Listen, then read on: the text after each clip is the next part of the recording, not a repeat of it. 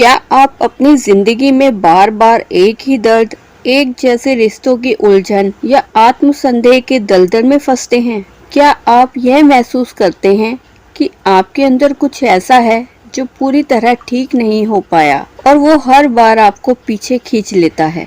तो how to do the work एक ऐसी किताब है जो आपके जीवन की इस अनदेखी परत को उधेड़ती है, उसे समझने का रास्ता दिखाती है और खुद को हील यानी ठीक करने की ताकत आपके अपने ही हाथों में सौंपती है। दोस्तों, यह सिर्फ किताब नहीं, एक आंतरिक क्रांति है। लेखक जो खुद एक होलिस्टिक साइकोलॉजिस्ट हैं, उन्होंने इस पुस्तक के माध्यम से एक बड़ा प्रश्न उठाया, क्या हम सच में बदल सकते हैं? और इसका उत्तर उन्होंने बड़े विश्वास के साथ दिया, हाँ, अगर हम खुद के लिए काम करना शुरू करें। दोस्तों, किताब की शुरुआत में ही लेखिका बताती हैं कि कैसे पारंपरिक थेरेपी ने उन्हें अधूरा समाधान दिया। बार बार सेशन करने के बाद भी कुछ गहरी तकलीफें, बचपन की छाया और पुराने घाव वहीं के वहीं थे। यहीं से उन्होंने सेल्फ हीलिंग यानी आत्मचिकित्सा की यात्रा शुरू की। दोस्तों, ये किताब बताती है कि हमारे जीवन के लगभग सारे निर्णय, भावनाएं और व्यवहार बचपन की नींव से जुड़ी हुई होती है। बचपन के अनुभव, अनदेखा आघात, ट्रॉमा और माता पिता से मिले भावनात्मक संदेश हमारी परछाई बन जाते हैं और हम इन्हीं परछाइयों में जीते रहते हैं, बिना जाने कि हमारे असली दर्द की जड़ कहाँ है। डॉक्टर कहती हैं, trauma does not have to be loud, sometime it is silent but it shape everything. दोस्तों, आइए जानते हैं ये किताब हमें क्या देती है। How to do the work हमें एक रोड मैप देती है, अतीत को समझने का, रुकावटों को पहचानने का और नए स्वस्थ जीवन की ओर बढ़ने का।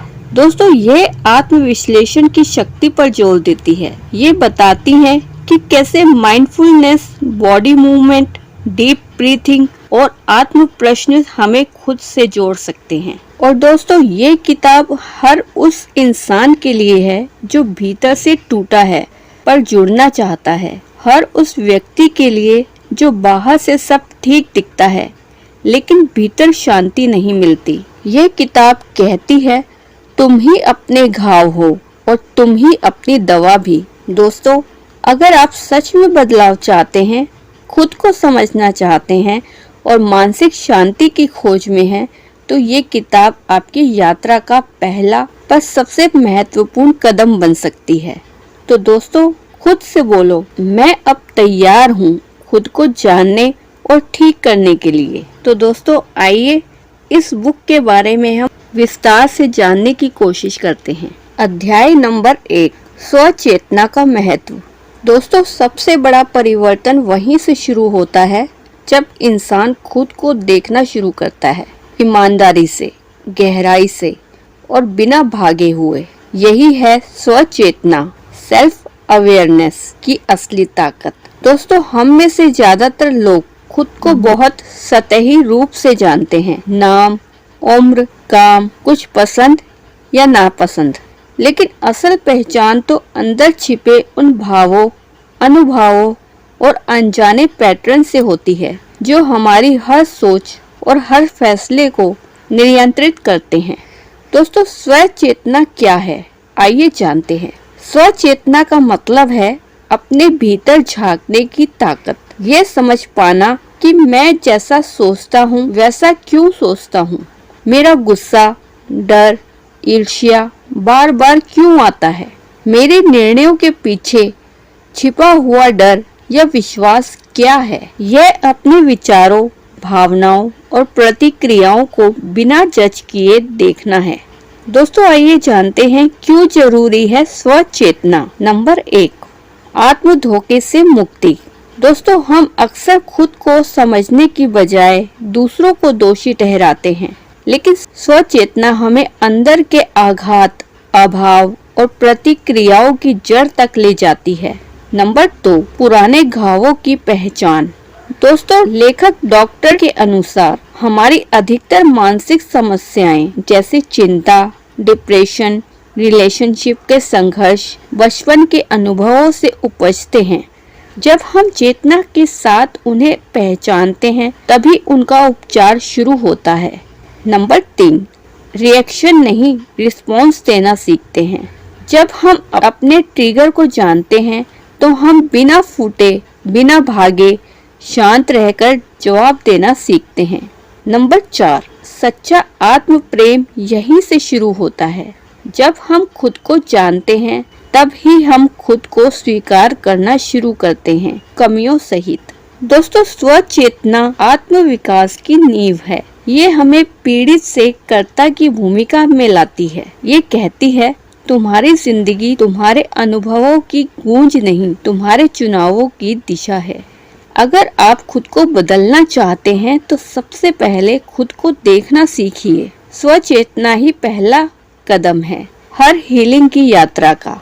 अध्याय नंबर 2, व्यक्तिगत स्व उपयोगी तरीके। दोस्तों, सच्चा इलाज तब शुरू होता है जब आप खुद को समझने और अपनाने का काम खुद करने लगते हैं। दोस्तों, ऑथर डॉक्टर निकोल लेपरा का वह संदेश बहुत साफ है। खुद को ठीक करने की ताकत बाहर नहीं, आपके ही भीतर है। बस जरूरत है कुछ व्यक्तिगत स्व उपयोगी तरीकों की जो आपको भीतर से बदलने में मदद करे। Number 1, journaling. अपने मन की डायरी बनाएं। हर दिन अपने विचार, भावनाएं और अनुभव लिखें। जैसे, आज मैं कैसा महसूस कर रहा हूँ, क्या बात मुझे बार बार परेशान करती है, मैंने किस बात पर ज्यादा रिएक्ट किया। दोस्तों, यह सब करके इससे आप खुद की सोच और दर्द की जड़ों को समझने लगते हैं। नंबर 2, गहरी सांसों का अभ्यास, डीप ब्रेथिंग। दिन में 5 मिनट सिर्फ गहरी सांस ले। नाक से धीरे धीरे सांस अंदर ले, कुछ पल रुकें, फिर मुंह से बाहर छोड़ें। दोस्तों, इसका लाभ यह होगा कि इससे मन शांत होता है, तनाव घटता है और शरीर सोच में संतुलन बनता है। नंबर 3, मैं पर फोकस करें, दूसरों पर नहीं। जब कोई समस्या हो तो खुद से पूछें, मेरी भूमिका क्या थी, मैं इसे बेहतर कैसे बना सकता हूँ। और इसके लाभ आप देखेंगे कि आप शिकार नहीं, समाधान बनने लगते हैं। नंबर 4, आत्म करुणा, सेल्फ कंपैरिजन। दोस्तों, खुद से वैसा ही व्यवहार करें जैसा आप किसी अपने दुखी दोस्त से करते हैं। खुद को दोष देने की जगह समझें, मैं भी इंसान हूँ, मुझसे भी गलतियाँ होती हैं। इससे लाभ ये होगा कि आत्म स्वीकृति बढ़ती है और आत्मविश्वास बनता है। नंबर 5, छोटे बदलाव बड़ा असर। सुबह फोन से दूर रहना, नियमित नींद लेना, हेल्दी खाना खाना, थोड़ी वॉक करना और 10 मिनट अकेले बैठना। इससे लाभ ये होगा कि छोटे छोटे प्रयास बड़ी मानसिक शांति और बदलाव लाते हैं। दोस्तों, इन सब पॉइंट्स को अपनाकर आप इन तरीकों से आप धीरे धीरे भीतर की सफाई शुरू करते हैं। ये कोई जादू नहीं, लेकिन अगर आप रोज करते रहें तो जख्म भरते हैं, सोच बदलती है और इंसान खुद को एक नई दिशा में ले जाता है। अध्याय नंबर 3, आघात और न्यूरोसाइंस। ऑथर डॉक्टर लेपेरा एक मानसिक चिकित्सक हैं और किताब में उन्होंने न्यूरोबायोलॉजी से जुड़े सिद्धांतों को साझा किया है कि कैसे बचपन का तनाव मस्तिष्क विकास को प्रभावित करता है, न्यूरॉन संबंध और पुनर्निर्माण की प्रक्रिया स्थापित होती है, पुनः समायोजन संभव है। दोस्तों, हम जो आज हैं वो सिर्फ हमारे फैसलों से नहीं, हमारे पुराने घावों से भी बने हैं। यही समझाने के लिए ऑथर ने न्यूरोसाइंस और आघात को जोड़कर इस किताब में एक नया दृष्टिकोण दिया है। आघात, ट्रॉमा क्या होता है? दोस्तों, आघात सिर्फ बड़े हादसे या हिंसा नहीं होते। कभी कभी बचपन में सुनी हुई कठोर बातें, माता पिता का भावनात्मक दूरी बनाना, बार बार उपेक्षा मिलना या अकेलापन महसूस करना भी आघात होता है। ये गहरे अंदर छिपा दर्द होता है जो हमारी सोच, आदतें और रिश्तों को अनजाने में नियंत्रित करता है। दोस्तों, आइए जानते हैं न्यूरोसाइंस क्या बताता है।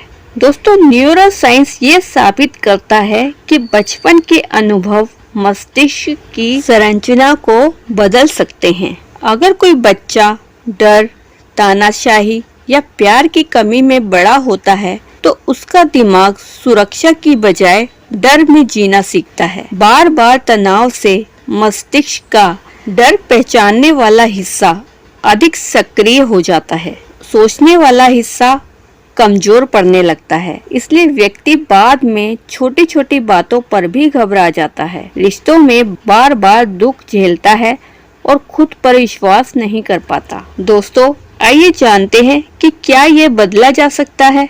हाँ, न्यूरोप्लास्टिसिटी का मतलब है मस्तिष्क बदल सकता है। जब आप नई आदतें अपनाते हैं, गहरी सांसें लेते हैं, ध्यान करते हैं और पुराने पैटर्न पहचानते हैं तो धीरे धीरे दिमाग के पुराने रास्ते टूटते हैं और नए बनते हैं।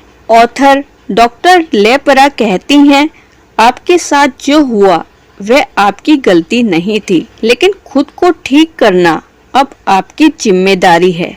आघात कोई कमजोरी नहीं, यह एक अदृश्य जख्म है और न्यूरो साइंस बताता है आप चाहे तो खुद को नया बना सकते हैं। अध्याय नंबर 4, रिश्तों में स्वस्थ सीमाएं। दोस्तों, जहां सीमाएं नहीं होती वहां आत्मसम्मान भी नहीं टिकता। रिश्तों में प्यार, सहयोग और समझदारी तभी पनपती है जब हम स्वस्थ सीमाएं, हेल्दी बाउंड्रीज बनाना जानते हैं। लेखिका के अनुसार सीमाएं बनाना स्वार्थ नहीं बल्कि आत्मरक्षा और आत्मसम्मान का काम है। स्वस्थ सीमाएं क्या होती हैं? दोस्तों, स्वस्थ सीमाएं का मतलब है ये स्पष्ट करना कि मुझे क्या ठीक लगता है और क्या नहीं, कब हाँ कहना है और कब ना कहना जरूरी है। अपनी भावनात्मक, मानसिक और शारीरिक ऊर्जा की रक्षा करना। सीमाएं किसी को दूर करने के लिए नहीं बल्कि रिश्ते को साफ, सुरक्षित और सच्चा रखने के लिए होती है। आइए जानते हैं सीमाएं क्यों जरूरी है। नंबर 1, आत्मसम्मान बढ़ता है। जब आप अपने लिए खड़े होते हैं तो खुद को कमजोर नहीं, मजबूत महसूस करते हैं। नंबर 2, दूसरों से उम्मीद स्पष्ट होती है। आप सामने वाले को साफ बता पाते हैं कि आपसे क्या व्यवहार स्वीकार है और क्या नहीं। नंबर 3, अनचाहा दबाव कम होता है। जब आप सबको खुश करने की कोशिश छोड़ते हैं तो आपका तनाव भी कम हो जाता है। नंबर 4, रिश्तों में सच्चाई आती है। झूठे समझौते और अंदर की चुपचाप नाराजियां खत्म हो जाती हैं। आइए जानते हैं सीमाएं कैसे बनाएं। ना कहने से मत डरिए, आप सबके लिए जिम्मेदार नहीं हैं। अपने समय और ऊर्जा की कीमत जानिए। हर किसी के लिए उपलब्ध होना जरूरी नहीं है। गिल्ट को सहना सीखिए। शुरू में बुरा लगेगा लेकिन लंबे समय में राहत मिलेगी। दोस्तों, सीमाएं दीवारें नहीं, दरवाजे होते हैं जो तय करती हैं कि कौन आए और कैसे आए। ऑथर के अनुसार अगर आप खुद से प्यार करते हैं तो आपको ये तय करना होगा कि रिश्तों में आप क्या सहेंगे और क्या नहीं। दोस्तों, याद रखिए, जो अपनी सीमाएं नहीं जानता वो दूसरों की इच्छाओं में खो जाता है।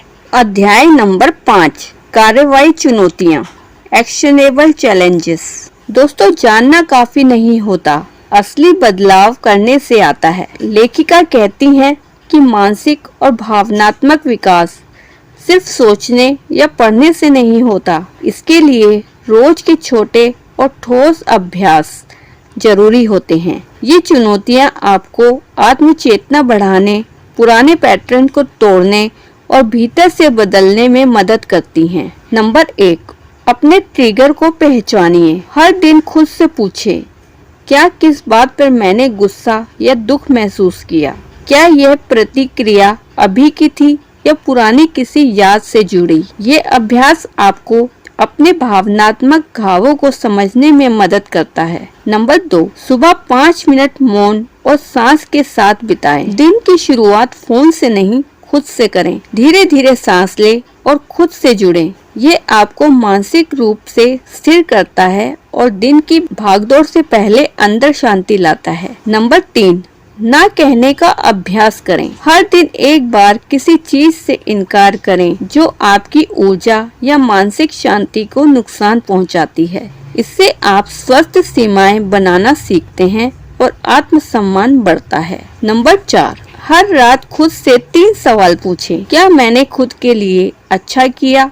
कहाँ मैंने खुद से ईमानदारी दिखाई? कल मैं एक चीज क्या बेहतर कर सकता हूँ? ये अभ्यास आपको नियमित आत्मचिंतन सिखाता है। नंबर 5, छोटे छोटे फैसलों में बदलाव लाएं। आज सीढ़ियाँ ले, लिफ्ट की जगह 10 मिनट एक्स्ट्रा चलें। किसी से खुलकर एक बात कहें। ये छोटे बदलाव मिलकर नई आदतों और नए जीवन की नींव रखते हैं। दोस्तों, लेखिका कहती हैं, हीलिंग कोई एक दिन की बात नहीं है, यह हर दिन के छोटे छोटे चुनावों का नतीजा है। इन एक्शनेबल चैलेंजेस को अपनाइए और आप धीरे धीरे खुद को बेहतर, शांत और मजबूत बनते देखेंगे। अध्याय नंबर 6, दीर्घकालिक पुनर्निर्माण। दोस्तों, सच्चा बदलाव धीरे होता है, लेकिन उसका असर जीवन भर रहता है।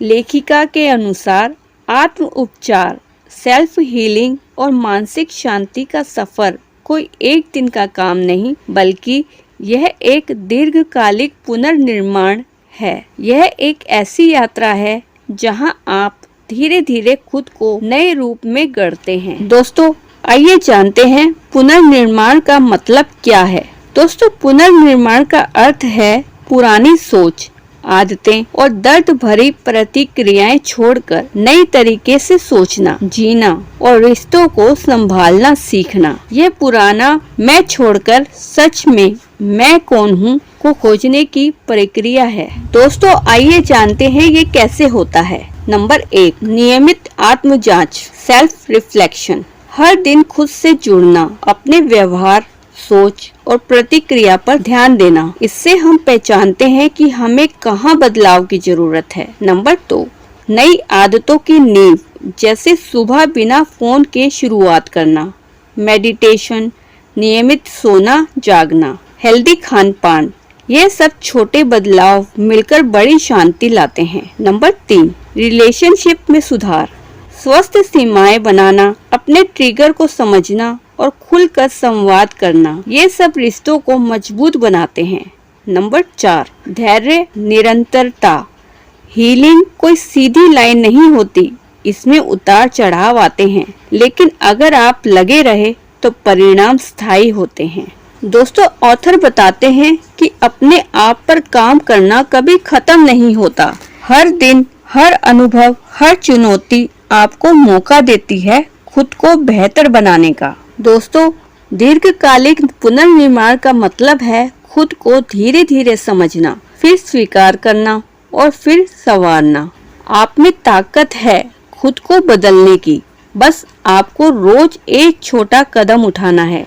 यही कदम आपकी नई जिंदगी की नींव बनेगा। दोस्तों, लेखिका की how to do the work अपने आंतरिक आपसे ईमानदारी से जुड़ने और नए दृष्टिकोण अपनाने पर आधारित है। ये किताब न केवल समस्याओं के विश्लेषण की सलाह देती है, बल्कि व्यवहारिक अभ्यास और मनोवैज्ञानिक समझ के जरिए स्व चिकित्सा की राह तक ले जाती है।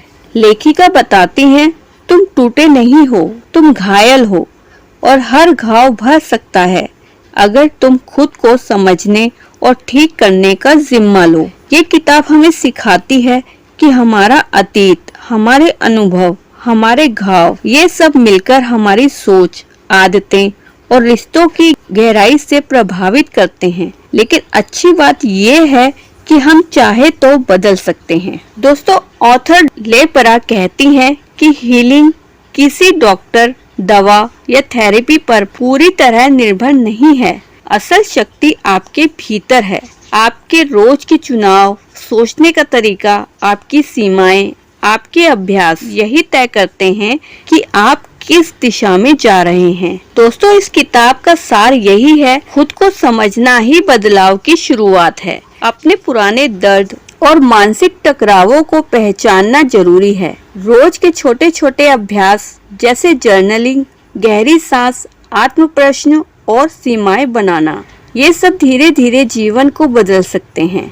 दोस्तों, यह कोई 7 दिन का कोर्स नहीं, बल्कि एक दीर्घकालिक यात्रा है जहां हर दिन आप खुद से मिलते हैं। दोस्तों, ऑथर कहते हैं कि तुम ही अपनी सबसे बड़ी समस्या हो और तुम ही अपना सबसे बड़ा समाधान भी। अगर आप सच में शांति, स्पष्टता और अपनेपन की तलाश में हैं, तो यह किताब आपका नक्शा बन सकती है। बस शुरुआत करनी है, एक कदम रोज खुद की ओर। हीलिंग कोई मंजिल नहीं, वो तरीका है जीने का।